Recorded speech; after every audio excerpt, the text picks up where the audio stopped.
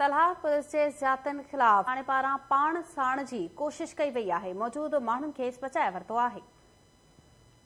ग़रीब ऐं अमीर लाइ धार धार कानून नज़र अचे थो।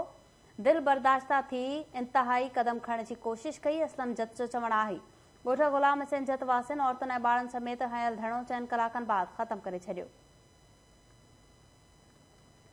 ख़बर मां तलहार मां शेयर कयूं पिया। पुलिस जे ज़ातियुनि खिलाफ धरणे दौरान ॻोठाणे पारां पाण साड़ण जी कोशिश कई वई। मौजूद माण्हुनि खे बचाए वरितो आहे। असलम जत जो चवणु आहे कानून नज़र नथो अचे। दिल बर्दाश्ता थी इंतहाई कदम खणण जी कोशिश कई आहे।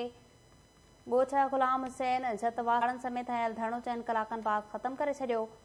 तफ़सील मालूम कंदासीं। लाइन ते मौजूद आहे KTN news reporter Hussain Gopang. जी हुसैन गोपांग, अपडेट कजो।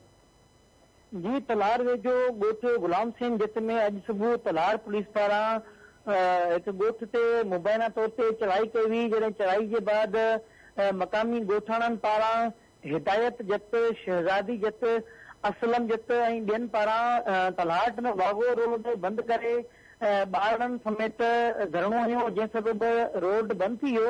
रोड बंदि थियण बाद रोड जी ॿिनि तरफ़नि खां ईंदड़ वेंदड़ गाॾियुनि जूं वॾियूं डिघियूं कतारूं लॻियूं, जंहिं सवें मुसाफ़िर परेशान थी विया।